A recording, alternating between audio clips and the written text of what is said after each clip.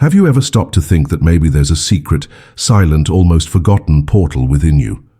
A hidden spot in the brain, as small as a pea, but which many believe to be the key to extraordinary spiritual experiences. Modern science calls it the pineal gland. Edgar Cayce, known as the sleeping prophet, said it was much more than a simple gland. It was, in fact, a kind of bridge between the physical and spiritual worlds. But is that true? And furthermore, is it possible to awaken this dormant power? Many people's first reaction is to think, that sounds too good to be true.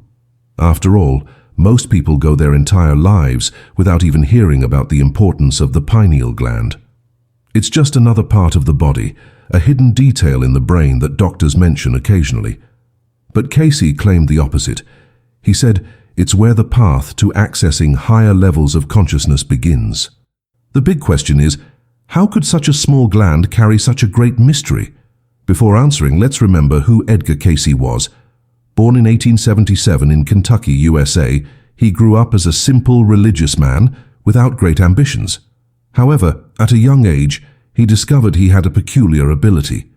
When entering a deep trance state, he could answer complex questions about health, spirituality, and even future events.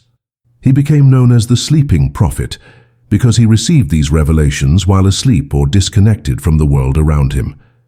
These weren't just vague pieces of advice. Cayce accurately described medical diagnoses, suggested natural treatments, and spoke about spiritual topics that continue to intrigue people to this day. And in several of these readings, he mentioned the pineal gland. For Cayce, it wasn't just a piece of tissue in the brain, but a true spiritual eye. Something that, if activated, could expand our perception and connect us with more subtle dimensions of reality. Now, think with me. Wouldn't it be curious that ancient cultures, long before modern science, already spoke of something similar? In Egypt, the eye of Horus strikingly resembles the shape of the pineal gland when viewed in a cross-section of the brain. In India, the so-called third eye is described as a center of inner vision. Are these just coincidences? Official science still treats these ideas with caution. For doctors, the pineal gland is mainly responsible for producing melatonin, the hormone that regulates our sleep and biological rhythms. It controls our internal clock, helping us differentiate day from night. This is by itself fascinating. Imagine a small gland in the center of the brain telling the body when to rest, when to wake up, when to adjust its energy. But Cayce said this was just the surface. The real secret would lie in what happens when we learn to consciously awaken the pineal gland. And here arises the first major challenge. If this gland is so important, why do most people never feel anything different in it? Perhaps because, like a muscle that is never used, it remains atrophied. Cayce said that we live surrounded by material distractions, worries, fears, and habits that block our access to this inner door. He believed that by purifying the mind and body, we begin to create conditions for the pineal gland to function as it should. And this purification was not just physical, but also spiritual. Now, imagine the scene. A simple man, lying on a sofa, entering a trance and clearly describing that within each person exists a dormant spiritual key. Doesn't it sound like a story out of an ancient book? But the fact is that thousands of people followed his readings, recorded his words, and even today, the archives of the Edgar Cayce Association in the United States hold over 14,000 transcriptions of these sessions. Among so much information, one message always returned. The human being is much more than they believe themselves to be, and the pineal gland is one of the portals that confirm this. Perhaps you're wondering, but what exactly happens when this gland is activated? Cayce described that awakening the pineal could bring greater mental clarity, sharper intuition, and even spiritual experiences of expanded consciousness. These were not instantaneous miracles, but a gradual process linked to how we live and think. The pineal, according to him, responded to the purity of our thoughts, the discipline of the body, and the sincere desire to connect with something greater.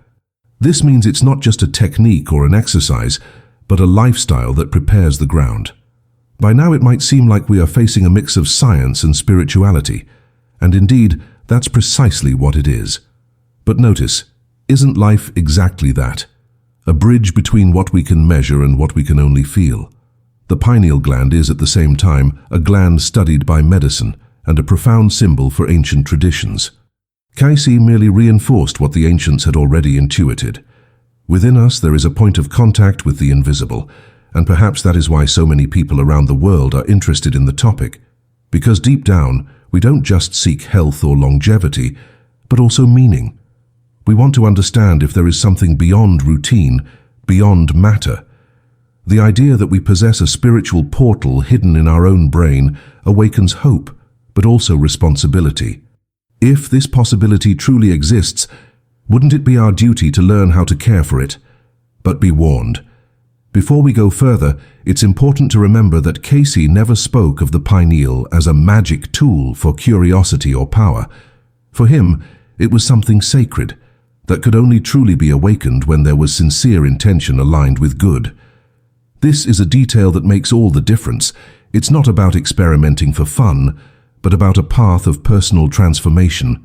Just as someone who decides to enter a temple needs reverence, whoever seeks to activate the pineal must be willing to revere their own life. And here I leave a question that will guide our journey until the end. Could it be that the key to accessing deeper levels of existence has always been within us, just waiting to be recognized? This is the promise Cayce left in his words, and it is the mystery we will explore together. Because understanding the pineal is not just learning about a gland, it's delving into a totally new vision of who we are and what we can become.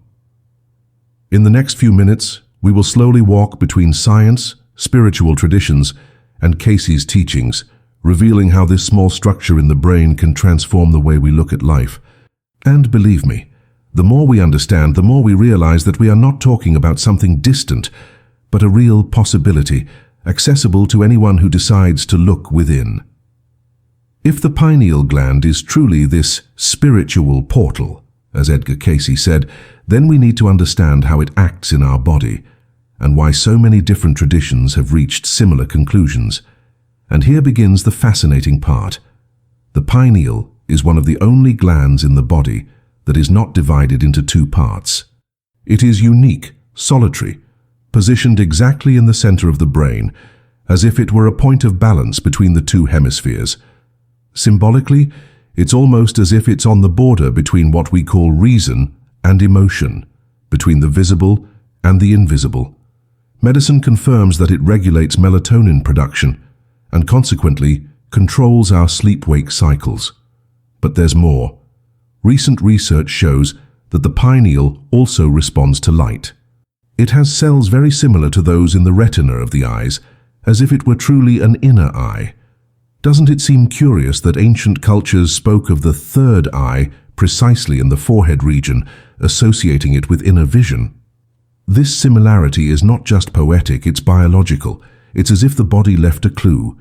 Within us exists an organ ready to see what cannot be seen with ordinary eyes. Edgar Cayce insisted that the pineal is the center where the highest spiritual experiences begin. He said that when consciousness expands, vital energy flows through the spinal cord and reaches it, as if it were the final destination of a river of light flowing through our body. It's interesting to note that this same concept appears in Hindu tradition, with Kundalini energy, which rises through the chakras to reach the top of the head, activating the so-called Ajna chakra, the third eye. Could we be talking about the same thing in different languages? But here comes a practical question. If all this is true, what causes most of us never to notice anything happening in the pineal? Cayce had a simple and direct answer. Because we are blocked. Blocked by habits that intoxicate the body, by negative thoughts that cloud the mind, and by a lack of attention to inner life. He believed that just as a dusty mirror does not reflect light, the pineal gland of many is covered by layers of neglect and forgetfulness. The question is, how do you clean that mirror? According to Cayce, purification was the first step. And when he spoke of purification, he wasn't limited to diet, although he placed great emphasis on a simple, natural, and balanced diet. He also spoke of the need to cultivate elevated thoughts, maintain pure intentions, and seek a more harmonious life. For him, body and mind are connected instruments. What you think affects your energy, what you eat affects your clarity, and what you feel opens or closes spiritual doors. Imagine someone who spends their entire life nurturing resentment, fears, or guilt.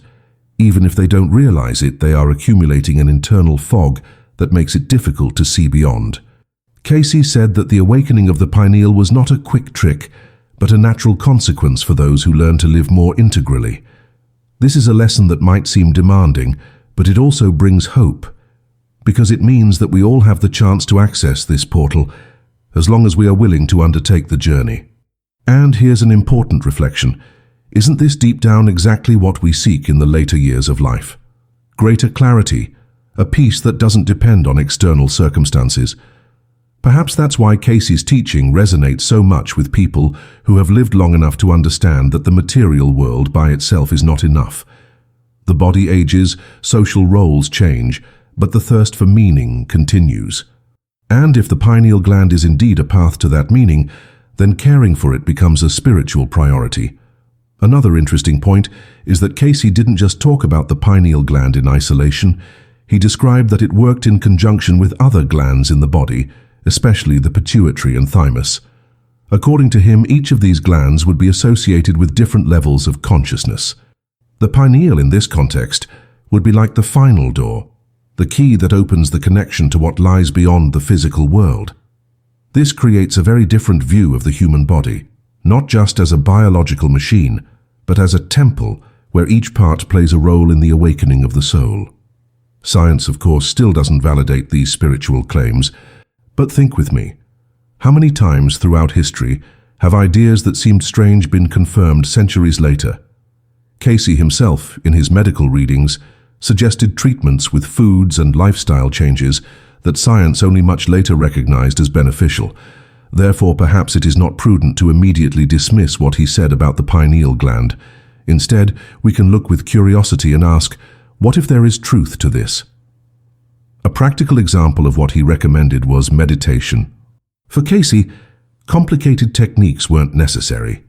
It was enough to learn to quiet the mind, breathe consciously, and maintain a focus of gratitude or love. He said that in these moments, spiritual energy would begin to circulate through the body and awaken centers that are normally dormant. And it is precisely in this state of stillness that the pineal would begin to become sensitive.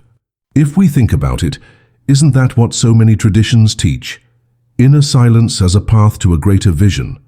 Now you might be wondering, but what about the dangers? Is there any risk in trying to activate the pineal gland? This was a concern Cayce also addressed. He said that the risk was not in the gland itself, but in the intentions. When someone seeks this awakening merely out of curiosity, vanity, or a desire for power, they end up creating imbalances. But when the intention is sincere, oriented towards good and inner growth, the process becomes natural and safe. This shows that, more than techniques, activating the pineal gland is a matter of purpose. It is here that we realize the value of taking Cayce's teaching seriously. He did not offer magic formulas but paths of life. His message was clear. Spiritual awakening begins in how we treat our body, our thoughts, and our feelings. The pineal in this context is a reflection of our own evolution. It opens when we open ourselves. It awakens when we awaken. And this is just the beginning, because according to Cayce, when the pineal gland begins to function in its fullness, not only does our consciousness expand, but our health also benefits. Vital energy circulates with more balance, sleep becomes more restorative, and even our physical disposition improves. In other words, spiritual awakening is not separate from practical life. It touches all areas, bringing a harmony that we feel in our daily lives. By now, we understand that for Edgar Cayce, the pineal gland is not just a biological detail, but a spiritual center that can connect us to a deeper dimension of existence. But then the inevitable question arises, how in practice can we stimulate this gland? What did Cayce say about this process, and how can we apply his advice to our lives today? To begin, Cayce spoke extensively about the importance of the physical body as a temple. He believed that every cell in the body was influenced not only by diet, but also by the thoughts and feelings we carry. In the case of the pineal, this became even more relevant. He recommended that people seek a more natural diet, with fresh fruits, vegetables, and whole grains, avoiding excesses of heavy meats, alcohol, and artificial substances, not because these foods were forbidden in themselves, but because they created a kind of burden on the organism, hindering the flow of energy that should reach the pineal gland. Today, science partly confirms this view. We know that the pineal gland can be affected by calcification, a process where calcium deposits harden the gland, reducing its efficiency. This process is accelerated by certain dietary habits and excessive consumption of fluoride, present in treated water and even in some toothpastes. Many alternative researchers believe that this calcification is one of the reasons why the pineal falls asleep. Curiously, Cayce already warned that excessive chemical substances could harm our spiritual vitality. Isn't it impressive how his words echo even without the scientific backing that would only emerge decades later? But it's not just about diet. Cayce spoke about the power of conscious breathing. He taught that breathing deeply and rhythmically helped balance the body's energies and prepare the way for the activation of the pineal gland. Notice that this aligns with Eastern practices, such as the pranayama of yoga, where breath control awakens expanded states of consciousness. For Cayce, breathing was not just about absorbing oxygen, but also vital energy, prana, which nourishes both the physical body and spiritual centers. Now imagine for a moment, how many times in your day do you breathe consciously? How many times do you pause simply to feel the air entering and leaving? Most of us spend our days taking short, hurried breaths, as if we're always racing against the clock. But when we stop, when we breathe deeply and slowly, something changes. The heart slows down, the mind quiets, and little by little, we feel that something deeper is happening within us. It is in this silence that the pineal gland begins to become receptive. Another point that Cayce emphasized was the power of thoughts. He said that every thought creates a real vibration, capable of influencing not only our mood, but also our physical body. And, in the case of the pineal gland, negative thoughts act as a kind of block, while elevated thoughts of gratitude, compassion, faith act as fuel. Think about it. If the pineal is like a spiritual eye, what do you think happens when it's surrounded by inner shadows? On the other hand, what happens when it's bathed in the light of positive thoughts? Of course, maintaining a positive mind all the time is not easy, especially in a life full of challenges. But Cayce reminded us that it's not about perfection, but about intention. Every sincere effort to cultivate good thoughts opens the path a little more. And perhaps that's what matters most. It's not a sudden leap to enlightenment, but a journey of small steps day after day. Here, we also need to talk about a central element: meditation. For Cayce, meditating wasn't about rigidly emptying the mind, but about learning to connect with the divine within oneself. He recommended that during meditation, one should direct attention to the point between the eyebrows, exactly where Eastern traditions locate the third eye. It wasn't about forcing anything, but about resting the mind at that point, allowing the body's natural energy to concentrate there. Gradually, he said, this practice awakened the sensitivity of the pineal gland. And here's something curious.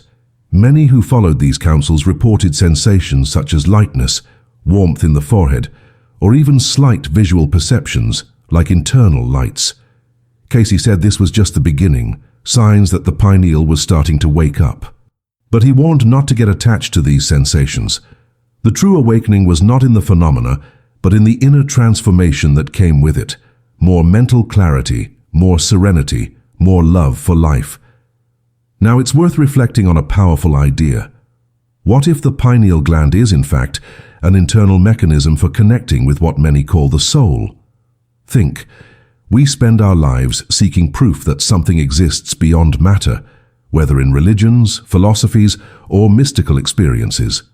And yet it may be that this portal is already embedded in our own body, just waiting for us to recognize it. This completely changes the perspective. We don't need to look outside, but within. Another practical guideline from Cayce was the use of prayer. For him, praying was not reciting rote words, but opening the heart in sincerity, like conversing with a close friend.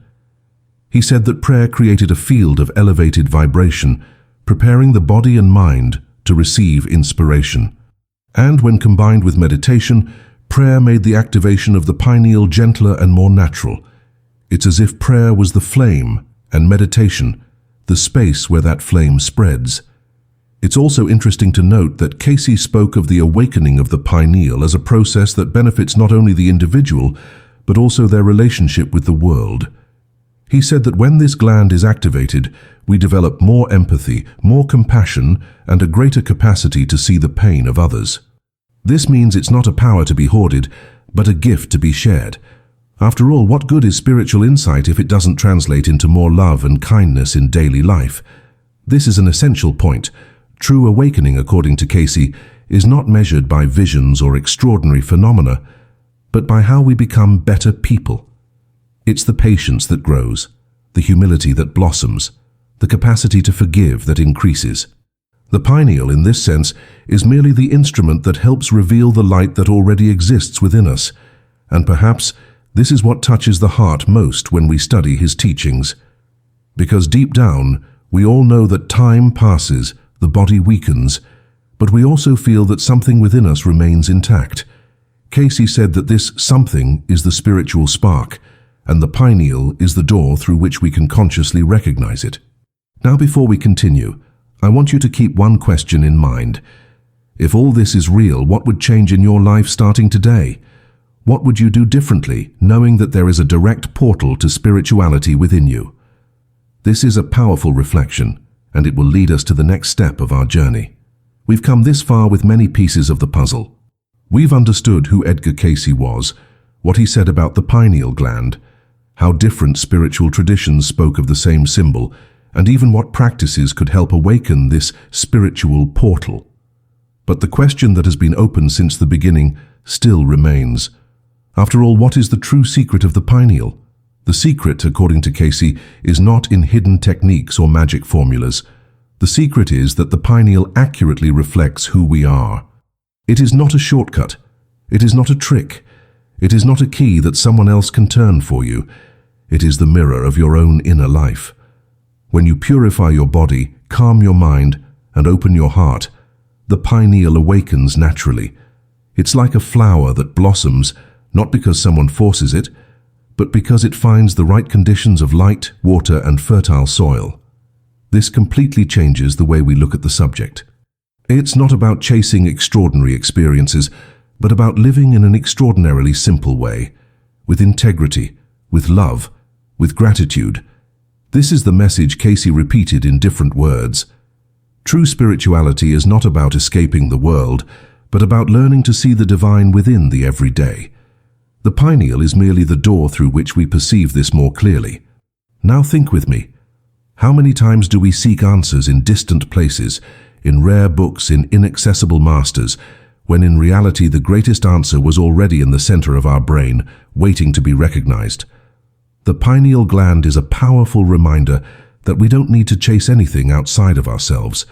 The temple, the portal, the connection, it's all already within. The work is simply to clear the blockages that we ourselves have created. And here comes the most inspiring point. According to Cayce, the awakening of the pineal is not the privilege of a few. It is not a special gift for initiates. He said that anyone at any age can access this experience.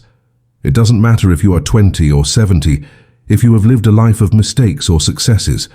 What matters is the decision, now, to live with more purpose, to seek more clarity, and to make space for this spiritual dimension.